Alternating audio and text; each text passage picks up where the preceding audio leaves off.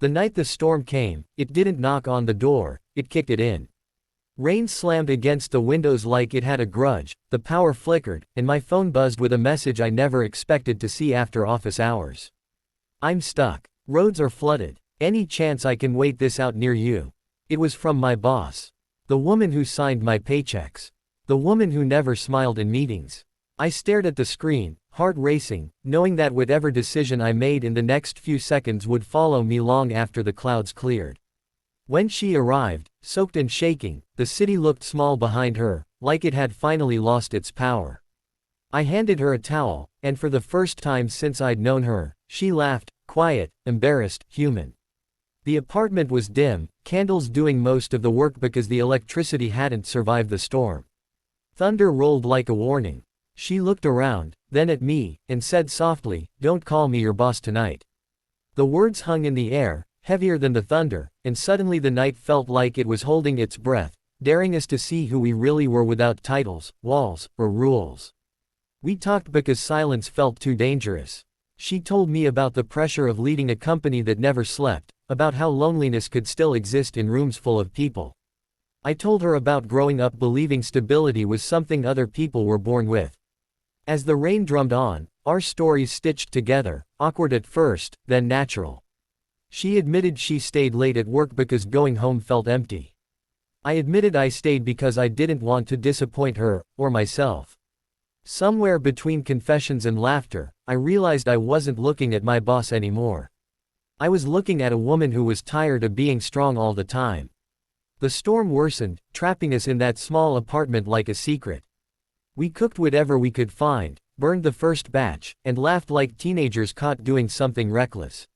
She sat on the floor, back against the couch, and asked me if I was afraid of failing. I said yes, every day. She said she was afraid of succeeding alone.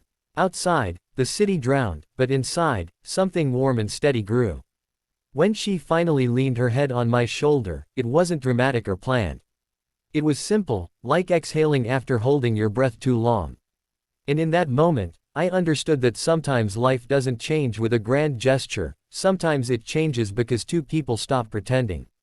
Morning crept in quietly, as if it didn't want to interrupt what we'd built overnight. The storm had left the streets washed clean, and sunlight spilled through the windows, honest and unforgiving. She stood by the window, coffee in hand, suddenly guarded again. That's when the fear hit me.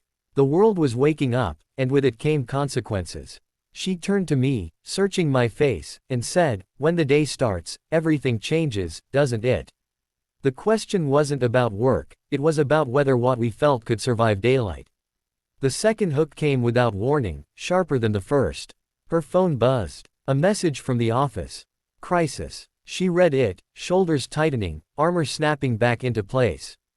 I watched the distance return between us, measured in inches but feeling like miles. She thanked me for letting her stay, voice professional again, and for a second I thought the night would become just a memory we never spoke of.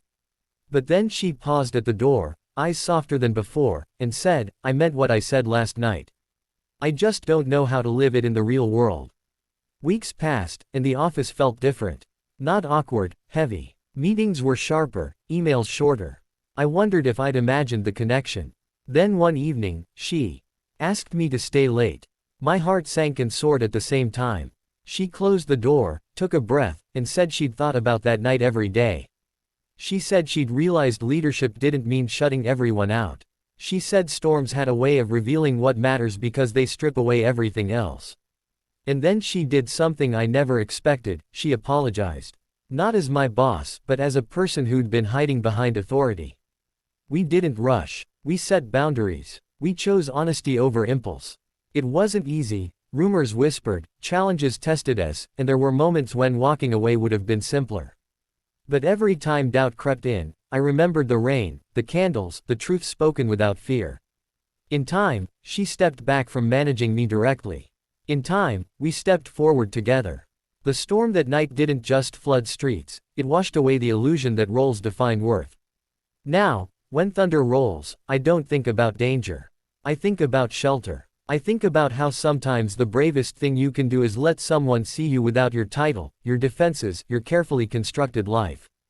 Because when the storm passes, what remains isn't the damage, it's what you chose to protect. And that night, in a small apartment with flickering lights, we chose each other, not as boss and employee, but as two people brave enough to start again.